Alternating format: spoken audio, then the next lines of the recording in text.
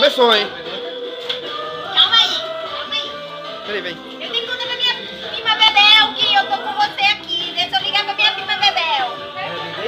Prima Bebel! Prima Bebel, eu tô na casa do meu primo Dodico. Adivinha quem tá aqui? Cabrito também. Ele mesmo! É, muito bom. Claro, né? Claro. Eu tô pagando. Ele tem que vir aqui, né? Eu tô pagando. Tem que falar com ele. Eu vou fazer pra ele. Prima Bebel. Da prima Bebel? Jojo? Também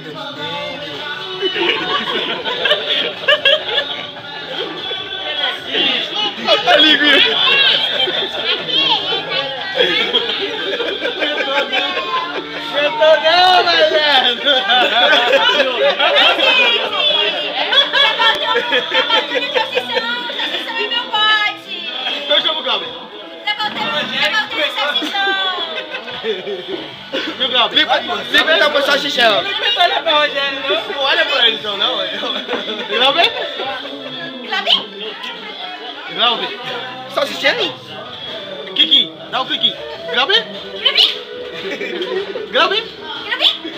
Glauber?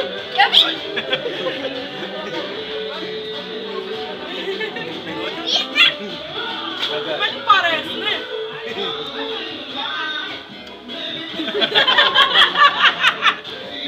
O que você falou aquela hora? Ele tava jogando na Espanha, sabe o que é? Ele jogou de bola, como é que é? Ele também jogou ele?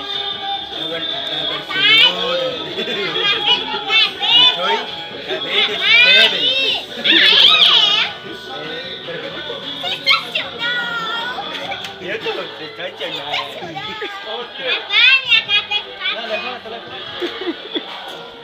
Mas, gente, como é que eu Razão? Barriga. Calma aí, ó. Vem. Velho, o senhor não tá querendo umas músicas lá? Aquele CD sertanejo, velho. Aquele sertanejo lá, massa. Aquele sertanejo. Peraí, vem, peraí. Eu me anoro Tô aqui, gravando ó. aqui, depois eu bato a foto. Peraí. Senão tu vai interromper a foto. Dá um pedaço de carne. Ô, você me dá um pedaço de carne? Ó, Você vai querer carne? vai qualquer um pedacinho. Ah, mas eu não vou te dar carne, não. Sai agora aqui. Chispa aqui, chispa. Eu invado. Enfia a faca no bucho, vai ver. Você vai invadir. Deixa eu ver, hein? Tô filmando aqui. Ele não aguentei, eu lá mesmo. Seu pai aguenta, eu não aguento. Ai, fui no égua. Aqui, só. Aqui. Oi, você só vai tocar boi.